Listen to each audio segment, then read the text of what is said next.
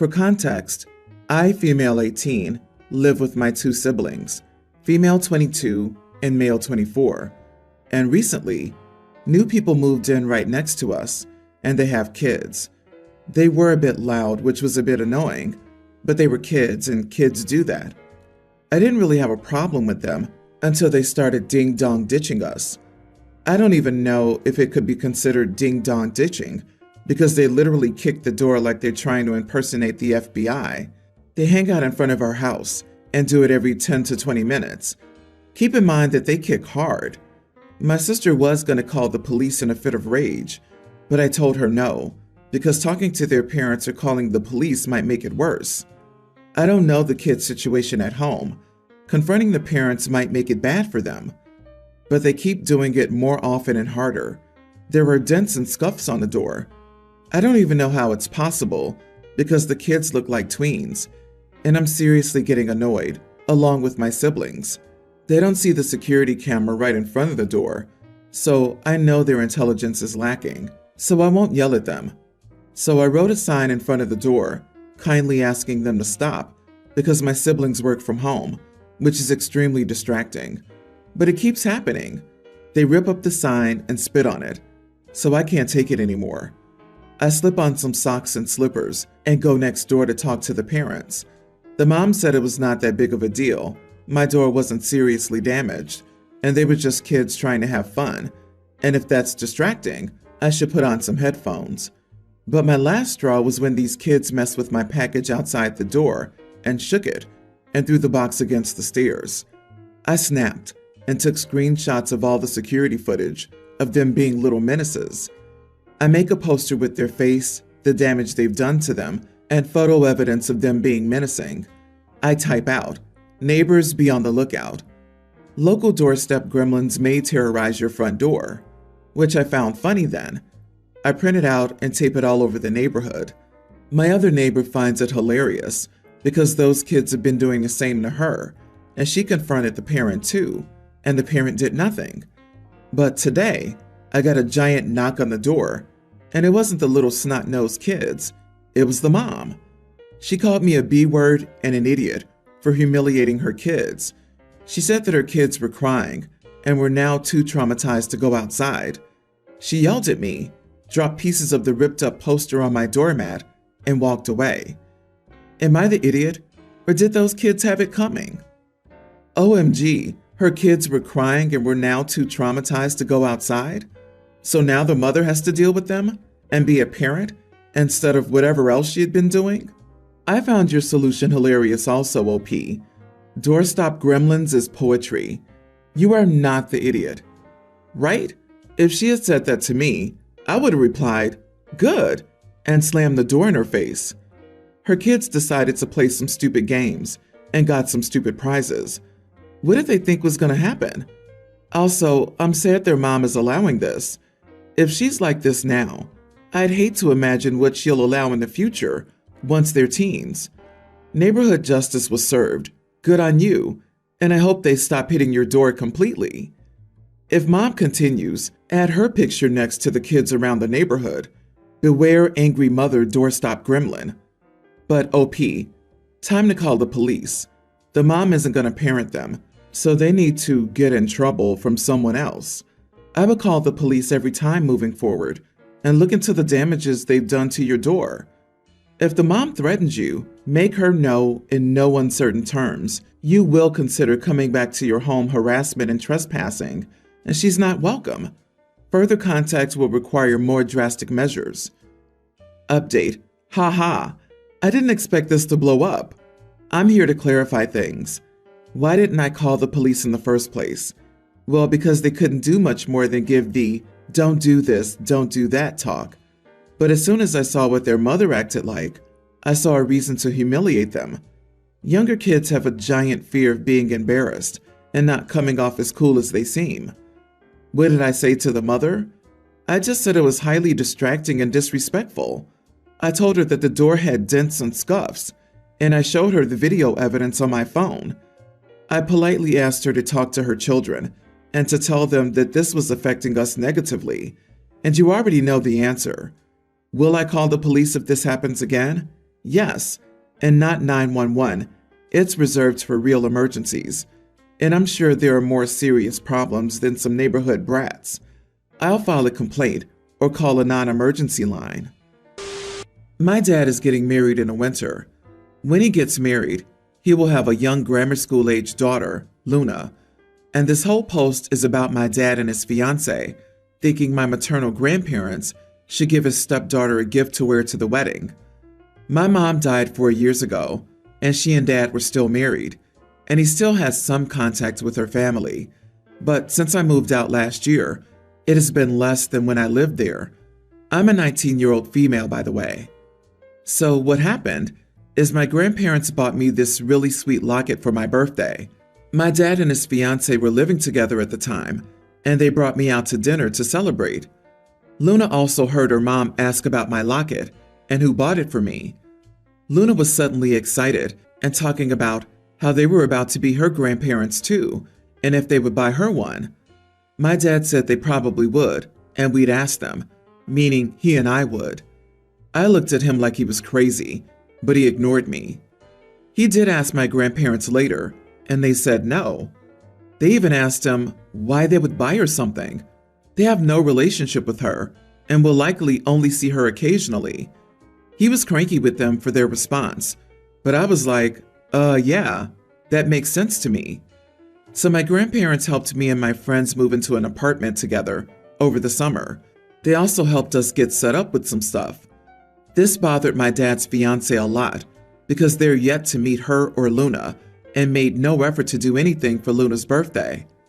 So she and my dad told them they would be invited to the wedding, which they must accept, and they must give Luna something sweet before the wedding to symbolize her being adopted as a grandchild by them. Now, again, these are my mom's parents, not my dad's. My grandparents told them it would not be happening. Fast forward, and my dad and his fiancée have complained about it constantly. My grandparents warned me that drama was going down over their refusal.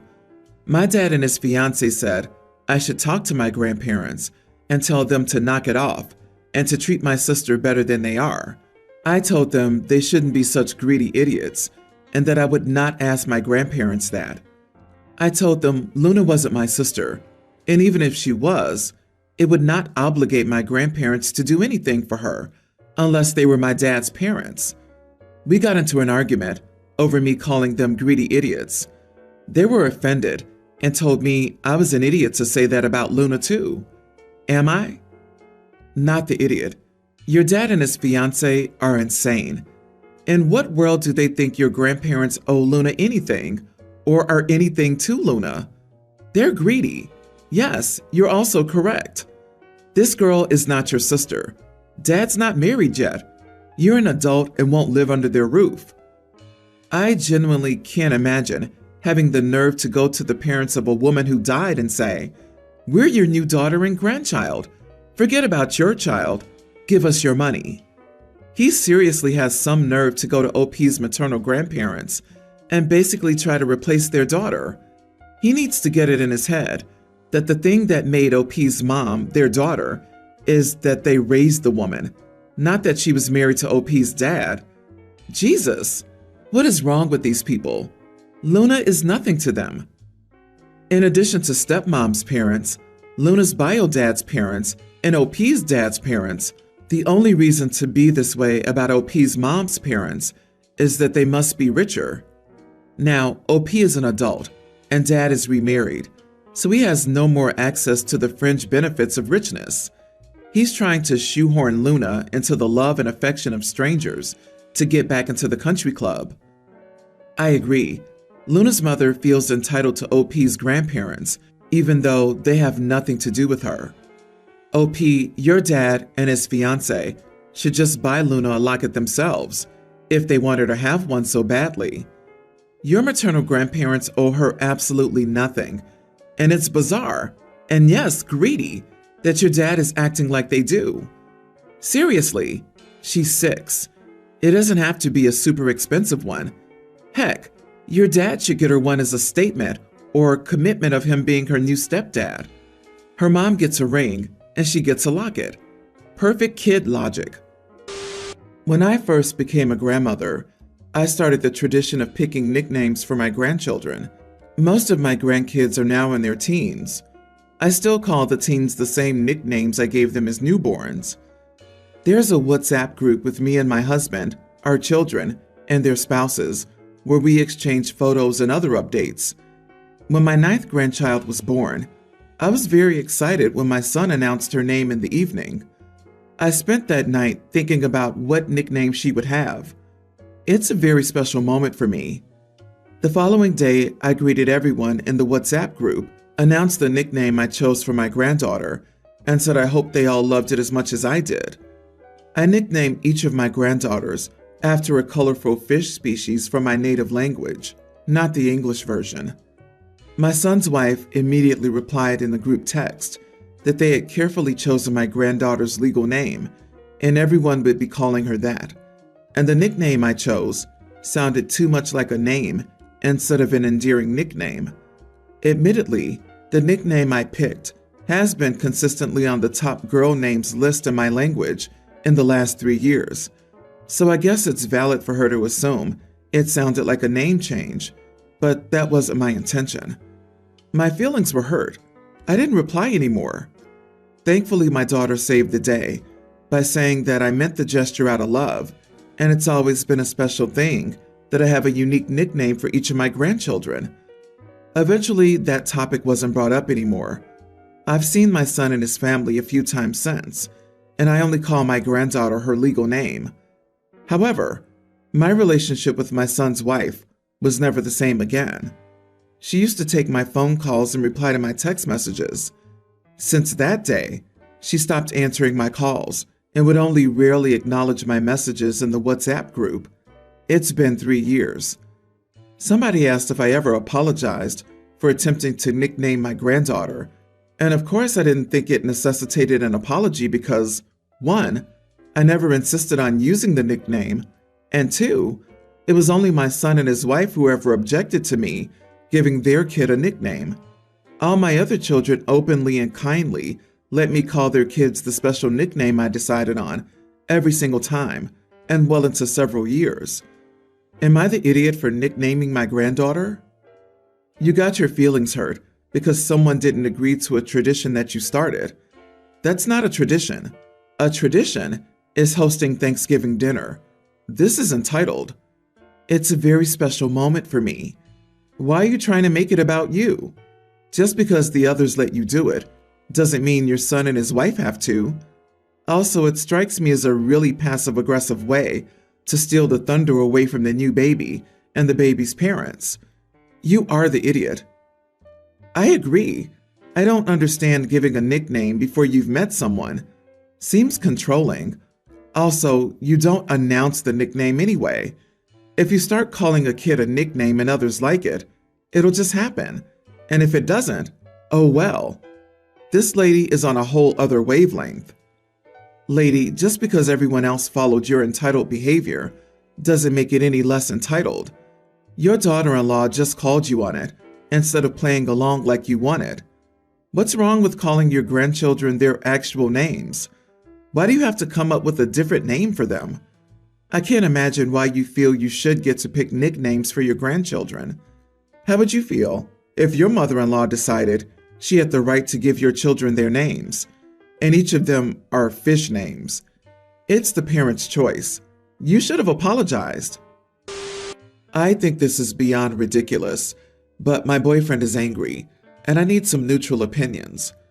My boyfriend of almost a year, 24, was staying at my, 22 female, house last night after going out with his friends and was a bit tipsy. We were having a conversation about a tennis tournament.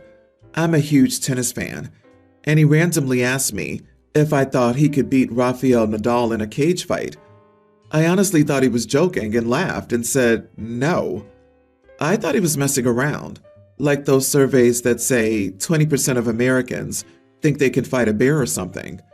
My boyfriend's a strong guy and goes to the gym regularly, but Nadal's one of the greatest athletes of all time and would be ridiculously fit, even if he's a bit older now. My boyfriend took huge offense to this. He said I was undermining him as a man, by saying a 30-something-year-old could beat him in a fight, and it's as if he told me another girl was prettier than me. I clarified that I think my boyfriend is a strong, handsome guy and is very, very fit, but I don't think he could beat a professional tennis player in a cage fight, just like I don't think I look like a professional model. This discussion lasted for 5 minutes until I realized he wasn't joking, and I just told him that I thought he would win the fight to end it. We watched a movie, and I thought he had forgotten about it, but then he went to sleep in the living room, refused to speak to me, and was still angry in the morning after he sobered up. He told me I was an idiot, rude, and he needed time to himself, then just left after eating breakfast. He hasn't responded to my text since then, other than yes or no answers, and to tell me that I need to seriously reconsider how I spoke to him. This seems blown out of proportion, and we've never had an argument like this before. Is there some dating rule about this that I've never heard of? Am I the idiot? Not the idiot. Logic doesn't matter when it comes to ego. You don't need to reconsider anything. He needs to seriously reconsider how he deals with his fragile ego being bruised. Leave him alone until he gets over himself, and don't let him emotionally bully or manipulate you over this matter. Unless he comes back and apologizes to you for being a jerk while intoxicated, I'd seriously think about this relationship. You needing to seriously reconsider how you spoke to him? This is a red flag, and he's still upset after he was sober. You've got to leave this person before wasting any more of your precious time with them. OP, your boyfriend is childish. There's an ongoing joke between me and my wife as to whether or not I can beat a wolf in a fight. She doesn't think I can. I laugh it off. It's a non-issue, that's all, but certainly never going to be proven one way or another, so who cares? It's the same thing here. In fact, it's even more ridiculous because I'm sure the odds of your boyfriend having a cage fight with Rafael Nadal are even lower than my odds of one day fighting a wolf. I, 26 male, recently drove my nieces and nephew, tween female, pre-tween male, female kindergartner, to their summer day camp because my brother had a doctor's appointment and I was available. Now, I'm very strict about safety in my car, and I especially don't tolerate anyone not wearing their seatbelt properly, which goes double for kids. That day, my nieces and nephew decided to be difficult and refused to buckle their seatbelts. I refused to start the car until they did. In the end, I had to video call my brother at the doctor's office waiting room and had him threaten to ground them. We were 15 minutes late for camp. After the fact, my brother told me he was frustrated with me because I made them late for no reason. He told me that we rode around in the back of our parents' pickup truck all the time and turned out fine. This is true, and that it was a short ride, so it wouldn't have been a big deal. He said I have a stick up my butt and needed to lighten up a little, that I have no right to discipline his kids, and he just called me a bad guardian in general. He's probably right that nothing would have happened, but I feel like he's being too dramatic about 15 minutes of lateness. Am I the idiot? Not the idiot. You didn't make his kids late. He did, when he taught them not to wear their seatbelts and then asked someone else to drive them someplace. They could easily have put on their seatbelts and got to camp, but that wasn't their decision. I'm retired, and seatbelts were mandatory here when I was a child. Your jurisdiction must really hate children. Yes, indeed, we rode around in the back of pickup trucks. It's also true that married women weren't able to have credit in their own names. It's also true that people used to buy, own, and sell other people. It's also true that we used to pour the contents of night pots into the streets. Times change. Your car, your rules. I see where those little idiots get their attitudes from. Your brother is an idiot.